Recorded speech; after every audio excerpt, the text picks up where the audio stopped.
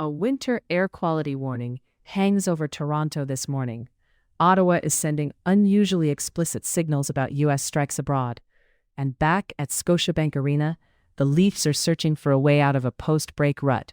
Later in the brief, the one detail from Canada's Iran messaging that's drawing the sharpest pushback, and why it matters for what comes next.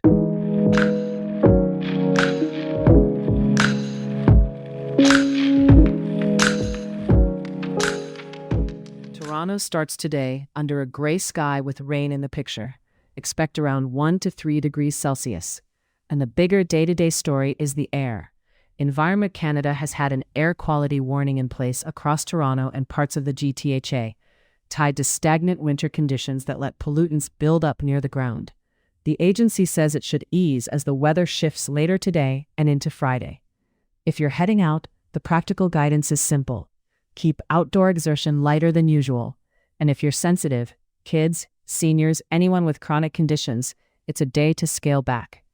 On the policing front in the GTA, Toronto and York Region investigators have issued Canada-wide warrants for two 19-year-olds in separate daylight shootings that killed 2 men, one outside a business in a Vaughan Plaza and another in a Brampton parking lot. Police say they believe both were targeted attacks, and they're warning the suspects may be armed and dangerous. And in sports, the Leafs dropped a 4-3 shootout decision to New Jersey, with the Devils scoring the winner in the skills competition. Toronto did get to overtime on a late-tying goal, but the broader pattern is the concern. Since the Olympic break, the Leafs haven't scored more than 2 goals in any of their losses. There's also the usual churn around what a slump means for a coach and a room, but the measurable issue is finishing, and it's showing up every night. Turning now to the main thread, the global reaction to the U.S.-Israeli strikes on Iran and the mixed messaging around them. Here's what's happening. President Trump has described the operation in upbeat terms, saying the U.S. will easily prevail, while also acknowledging it could last longer than the 4 to 5 weeks he initially suggested. At home, polling suggests limited public support for the strikes. One major poll found approval in the high 20s, another put it in the low 40s, with opposition larger, or at least not clearly behind the action. Why this matters now is that wars don't just run on military capacity, they run on political staying power. If public support is soft and the timeline is elastic, the White House has more pressure to show clear objectives, clearer endpoints, and a plan for what comes after.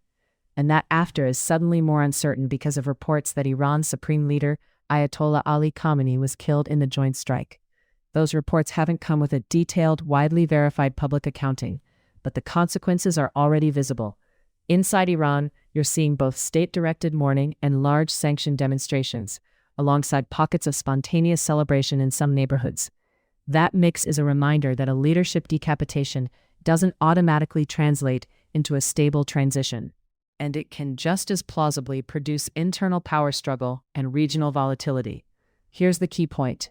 Internationally, this is being treated less like a unified coalition and more like what some observers are calling a coalition of the wary. Germany, the UK, and France have emphasized shared concerns about Iran's nuclear ambitions, but stopped short of fully endorsing the strikes or making definitive claims about legality. Many have also stressed they weren't militarily involved. Now the Canada angle, and this is the part I flagged earlier. Prime Minister Mark Carney and Foreign Affairs Minister Anita Anand issued a statement saying Canada supports the United States acting to prevent Iran from obtaining a nuclear weapon and to prevent Iran's regime from threatening international peace and security, while also saying Canada wasn't part of military planning. That explicit supports the U.S. wording is what's drawing criticism at home, including from some foreign policy voices who argue there was no United Nations mandate and no immediate legal justification for preventive strikes.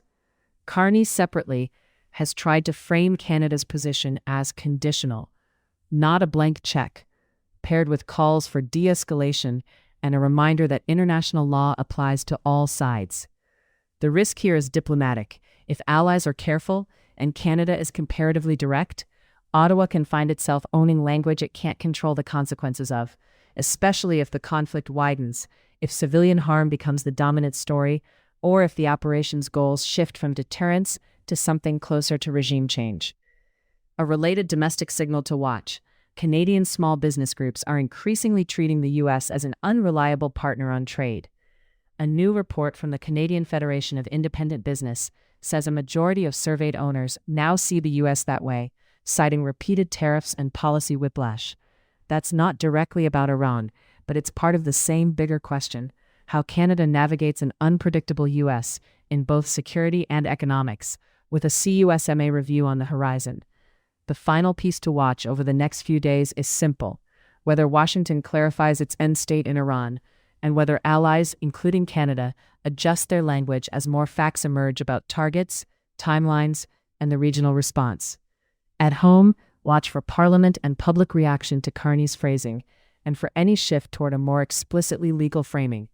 That's the brief for Thursday, March 5th. Stay with the practicals today, take the air quality warning seriously, and expect the bigger geopolitical story to turn on what happens next, not just what happened last night.